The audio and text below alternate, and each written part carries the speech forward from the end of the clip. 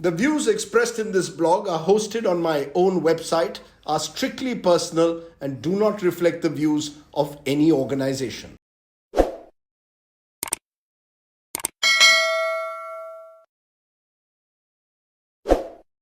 Hello and welcome, folks, once again to Straight Bat, my weekly video blog, where, as the title suggests, I comment with a straight bat. Namaskar. What is Sharad Pawar up to? Now, that's a question that's dogged me virtually right through my journalistic career, dating back to 1988. That was the year when Sharad Pawar became Chief Minister of Maharashtra for a second time. And since then, in a way, Pawar watching has been part of my political journey as a journalist. The U-turns and the twists and turns that Sharad Pawar has made over his political career are such that no one is quite sure what Mr. Pawar will do next, except Mr. Pawar himself. The latest twist comes with Mr. Pawar's remarks that he made in an interview to the now Adani-owned channel NDTV, where Mr. Pawar spoke out against the idea of a JPC, or a Joint Parliamentary Committee, into the Adani issue, and in fact backed the industrialist, commenting on the work he said Adani had done in building brand India. Now, at a time when the Congress and Rahul Gandhi in particular has been targeting Gautam Adani, there's been much speculation, therefore, as to what really explains Mr. Pawar's remarks. Now, there are three interpretations of what Mr. Pawar has been saying. One, Mr. Pawar wants to sabotage opposition unity. Two, Mr. Pawar wants to distance himself from Rahul Gandhi's high decibel campaign against Mr. Adani. And three, Mr. Pawar is possibly sending out a signal, maybe even to the BJP, that he could do a deal with them in the future. Now, all of the above could have a grain of truth, but the immediate provocation for his remarks is something more basic and simple. Sharad Pawar is a good friend of Gautam Adani, probably even a better friend than Narendra Modi is of Gautam Bhai.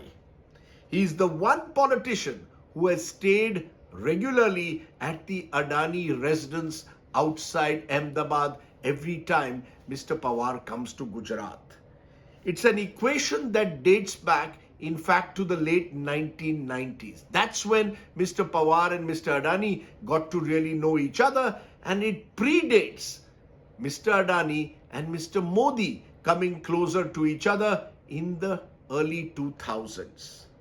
In fact, I had said this in a straight bat video in the month of January that the IT cell of the BJP then made viral. Now, most politicians don't usually like to admit that they have good friends in big business. That's the socialistic mindset that still dogs at least a section of Indian politics. But Sharad Pawar is different in that regard. Even though he comes from a socialist background, his mother, for example, was associated with the Peasants and Workers' Party in Maharashtra, Mr. Pawar has always fancied himself as a bit of a political entrepreneur. Someone who likes to be seen as a politician with a sharp business sense, and someone who relishes being in the company of business community. In fact, Mr. Pawar takes great pride in the manner that he has built his hometown of Baramati near Pune as a business hub, from dairying to horticulture to even winemaking.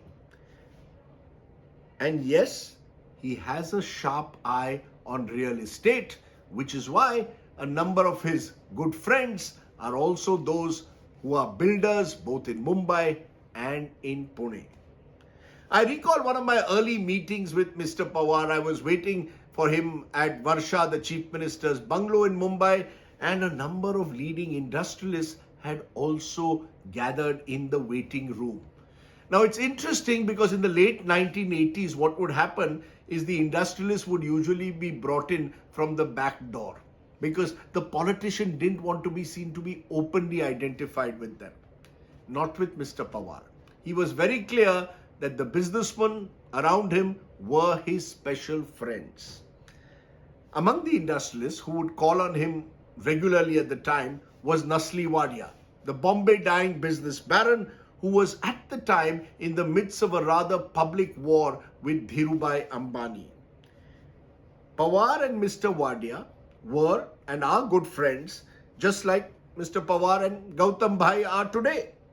At the height of this battle, we saw Mr. Pawar once with Nasli Wadia dining at a 5-star hotel. The next day, some of us journalists asked Mr. Pawar about that meeting.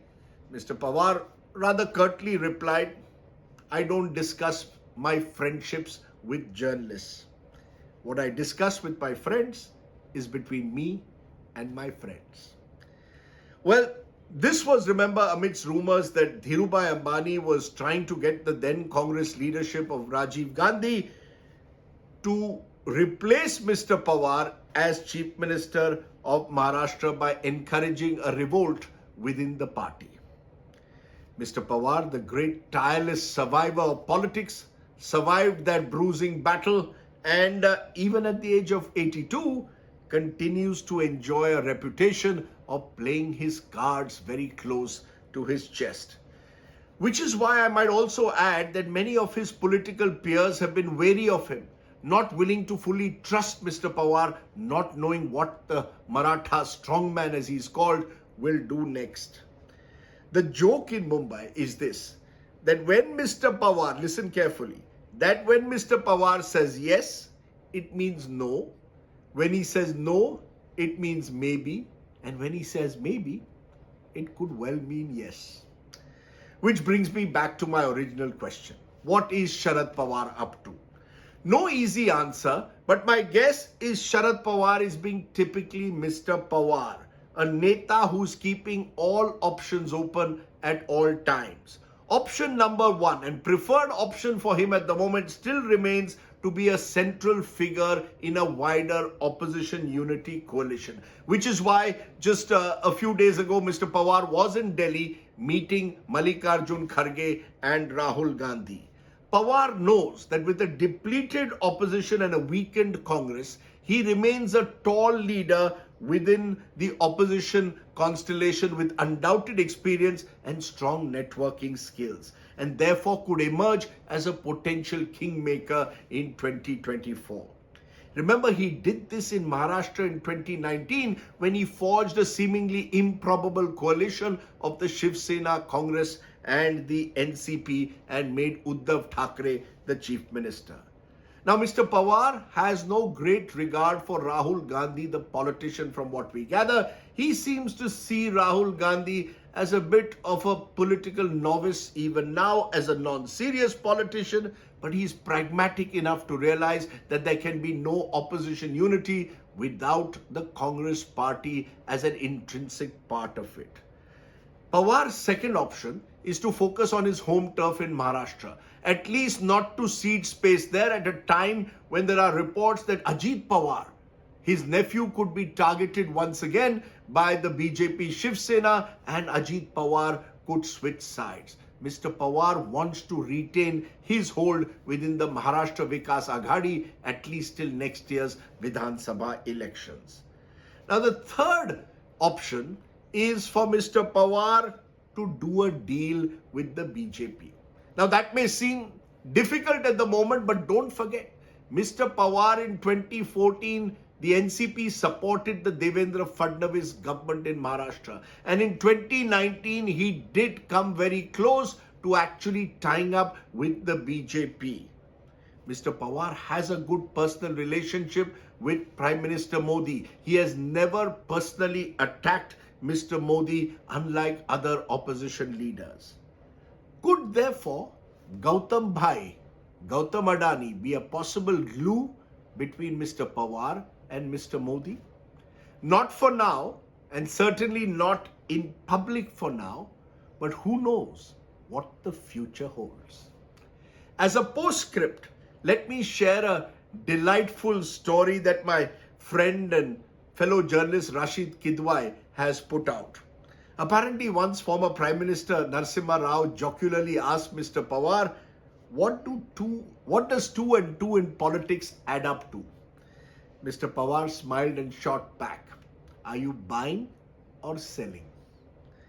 A consummate politician, at the moment, the inscrutable Mr. Pawar is neither buying nor selling, but simply waiting for the best deal.